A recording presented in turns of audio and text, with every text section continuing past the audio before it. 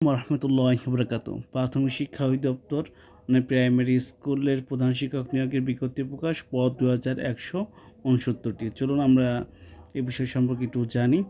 প্রধান শিক্ষক 11তম গেট থেকে 12তম গেটে 2169টি স্থায়ী পদ। প্রাথমিক গণশিক্ষা মন্ত্রণালয়ের অধীনে বেতন স্কেল প্রশিক্ষণপ্রাপ্ত হলে 12,500 থেকে 30,230, আর প্রশিক্ষণপ্রাপ্ত ভিন 11,300 থেকে 7,030। প্রশ্ন হতে পারে 11তম আর 12তম গেট দুইটা কেন?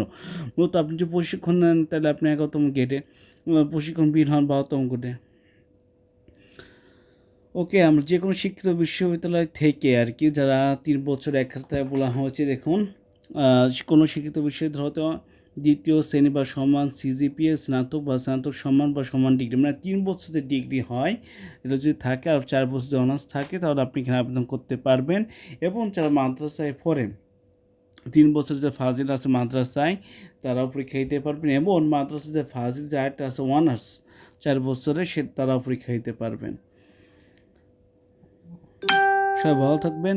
আসসালামু আলাইকুম রহমতুল্লাহি ওয়া বারাকাতুহু।